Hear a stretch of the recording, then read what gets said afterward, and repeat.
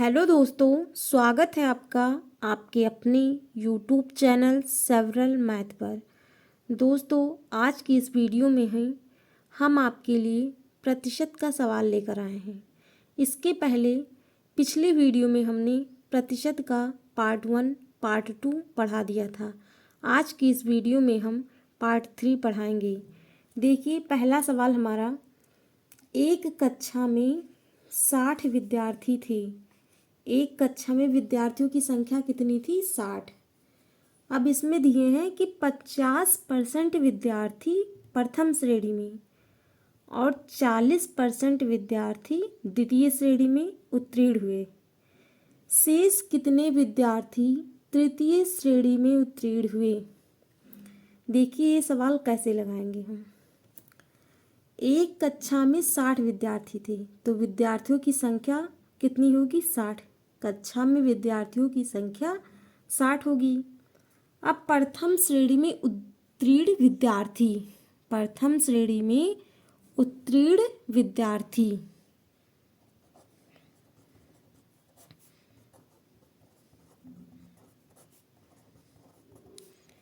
उत्तीर्ण विद्यार्थी विद्यार्थी की संख्या कितनी थी? 60।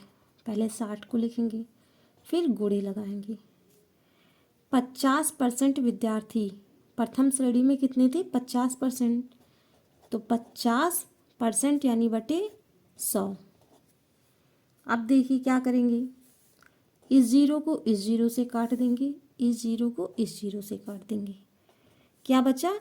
6 गुणे 5 बराबर 6 पंचे 30। कितने हुआ? 30। फिर लिखा है इसमें, द्वितीय श्रेणी में उत्तीर्ण विद्यार्थी की संख्या कितनी थी? 40। कितनी थी? 40। तो लिखेंगे हम द्वितीय श्रेणी में उत्तीर्ण विद्यार्थी बराबर 60। तो कक्षा में विद्यार्थियों की संख्या थी, तो 60 गुणे 40 प्रतिशत था, तो बटे 100। अब क्या करेंगे इसको, देखिए, इस जीरो को इस जीरो में काट देंगे, इस जीरो को इस जीरो में काट देंगे। ऊपर क्या बचा? 6 गुणे 4 बराबर 6 चौको 24। कितना हुआ? 24। अब इसमें पूछ रहा है, शेष कितने विद्यार्थी तृतीय श्रेणी में उत्तीर्ण हुए? तो हम प्रथम श्रेणी का और द्वितीय श्रेणी का आपस में जोड़ लेंगे। देखिए, प्रथम श्रेणी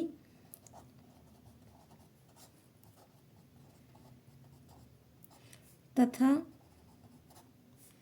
द्वितीय श्रेणी, प्रथम श्रेणी तथा द्वितीय श्रेणी में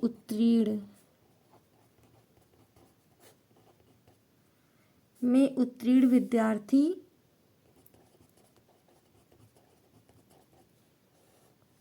बराबर कितना था? 30 + 24 बराबर कितना आएगा? 30 और 24 को जोड़ेंगे तो कितना आएगा? 54। कितना आएगा? 54। अब लिखेंगे शेष कितने विद्यार्थी तृतीय श्रेणी में उत्तीर्ण हुए? तो क्या करेंगे हम?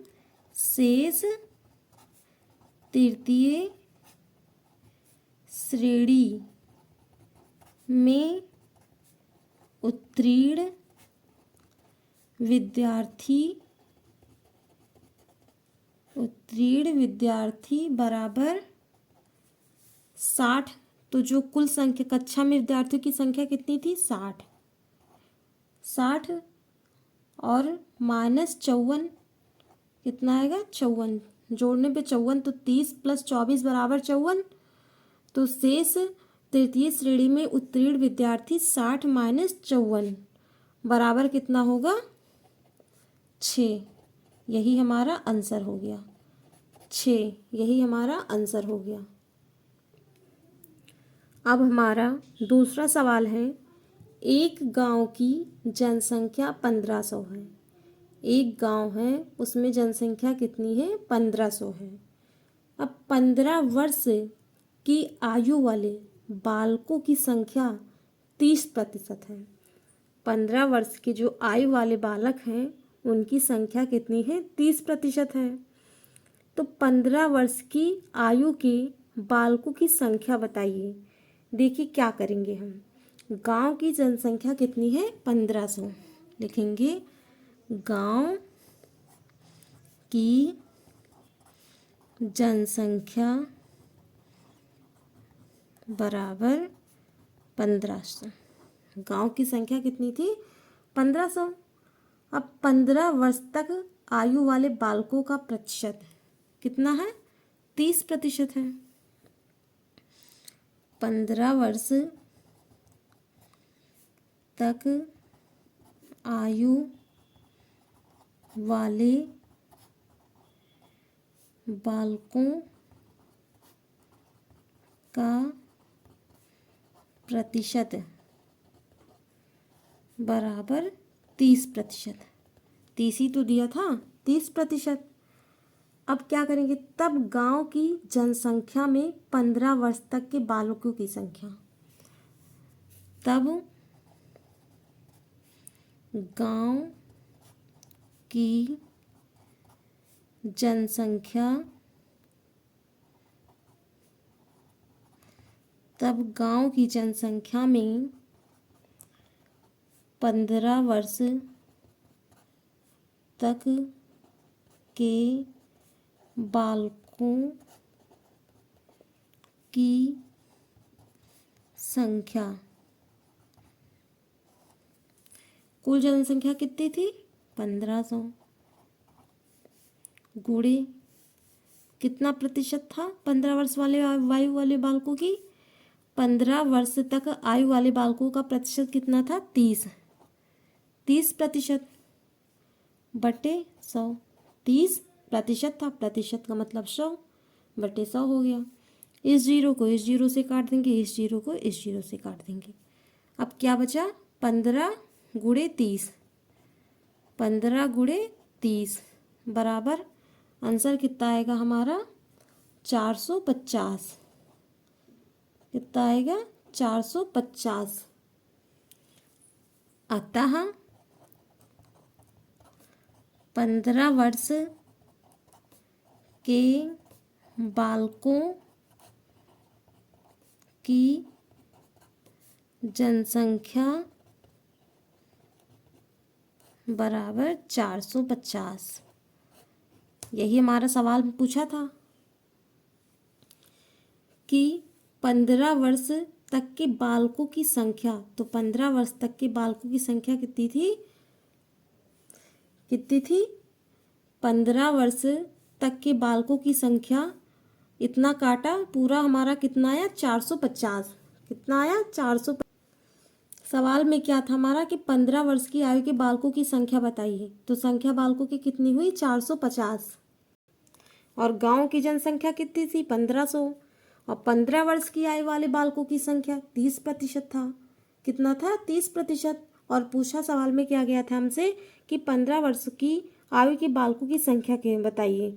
तो 15 वर्ष की आयु के बालकों की संख्या क्या होगी? 450।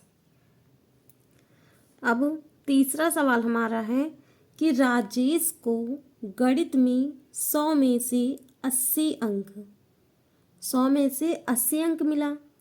विज्ञान में 100 में से 90 अंक तथा अंग्रेजी में 50 में से 35 अंक प्राप्त हुआ। उसे प्रत्येक विषय में कितने प्रतिशत अंक प्राप्त हुए? गणित में कितना मिला था? 80 अंक। कितने में से? 100 में से। विज्ञान में कितना अंक मिला था? 90 अंक 100 में से। अंग्रेजी में कितना मिला? 35। कितने में से? 50 में से। अब मुझे बताना है कि उसे प्रत्येक विषय में कितने प्रतिशत अंक प्राप्त हुए। कितने प्रतिशत अंक प्राप्त हुए? तो पहले हम निकालेंगे इसका गणित में प्राप्त अंक। गणित में प्राप्त अंक कितना था? 80। कितना था? 80। अतः गणित में प्रतिशत अंक, अतः गणित में प्रतिशत अंक बराबर 100 में से था तो 100 गुणे 80/100। 80/100। इस 100 से इस 100 को काट देंगे तो आंसर कितना आएगा? 80%। गणित में कितना हुआ? 80%। अब इसी प्रकार हम विज्ञान में ऐसे ही निकालेंगे। देखिए विज्ञान में कैसे निकालेंगे हम। विज्ञान में प्राप्त अंक, विज्ञान में प्राप्त अंक कितना था? 90। फिर अतः गणित, अतः विज्ञान,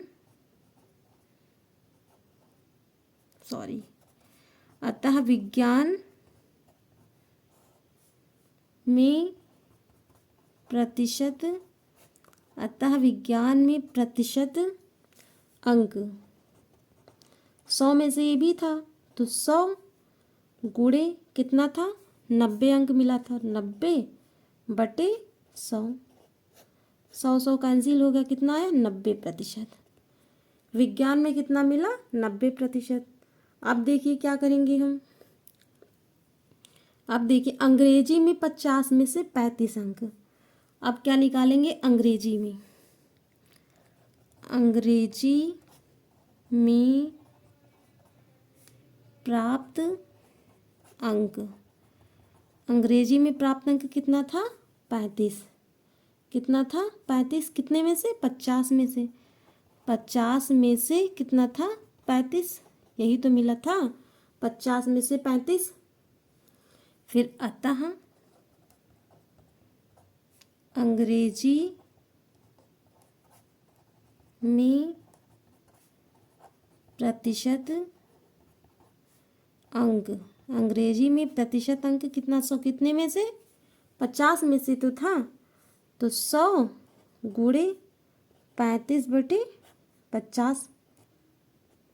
35/50 क्योंकि 50 में से था। अब क्या करेंगे हम? इस जीरो को इस जीरो से काट देंगे। 5 एकम 5, 5 दूनी 10। 35 2 गुणे 35 बराबर 35 दूना 70। 35 दूना कितना होता है? 70। 70%। कितना आया? 70%। हमें सवाल में क्या पूछा था कि उसे प्रत्येक विषय में कितने प्रतिशत अंक मिले। तो गणित में कितने प्रतिशत? 80%। विज्ञान में 90%। अंग्रेजी में 70%। अब क्या लिखेंगे हम कि अतः गणित में कितने प्रतिशत मिले? 80। अतः गणित में 80% अंक मिले। कितने मिले? 80%। और विज्ञान में कितने मिले? 90%। विज्ञान में कितने प्रतिशत मिले? 90%।